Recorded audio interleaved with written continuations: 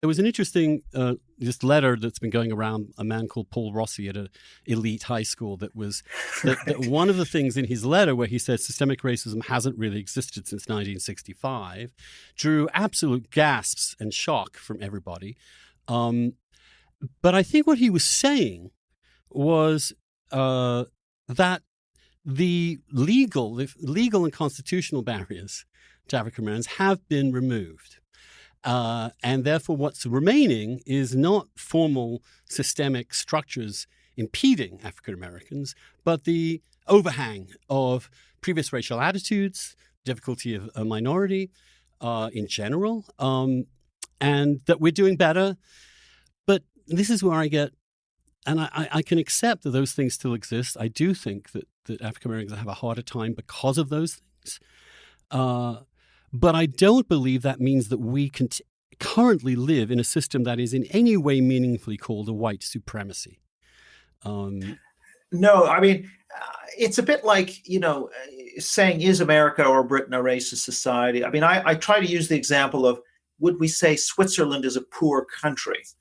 Or America is a disease-ridden society. I don't think we would use those terms, even though, of course, disease exists and poverty exists. But, are we really measuring against some utopian perfection, or are we measuring against other countries and our own past? And I think the latter is much more the way the term is used. There's an amazing parochialism here, though. I mean, for example, if you think of China, right.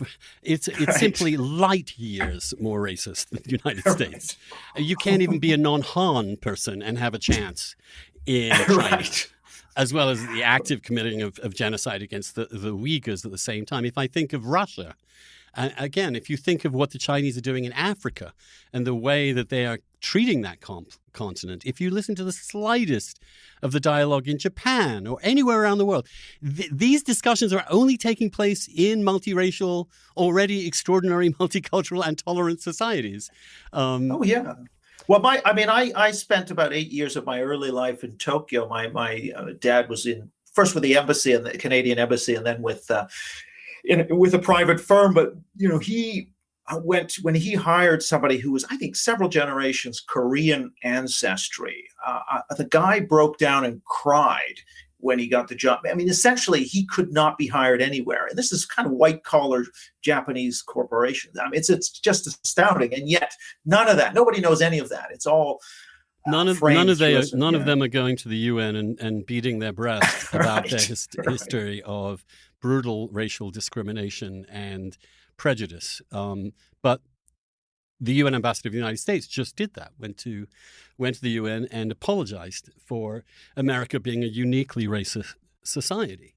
And you could put it in ways that recognize the historic evil of slavery and segregation without actually condemning your entire society as the most racist on the planet.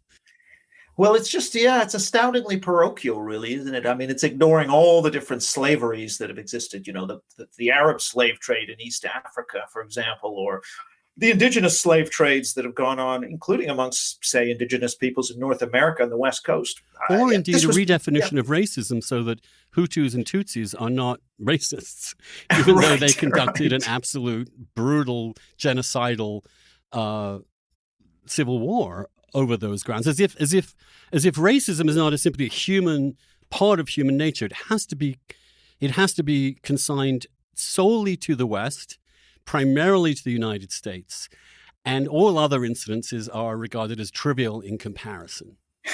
Right. That's an interesting one too, because the Tutsis for many centuries were the sort of slave owners, and the Hutus were the sort of enslaved. So this was the Hutus were partly justifying the genocide on the basis of we will be enslaved. It's interesting, but yeah, absolutely correct.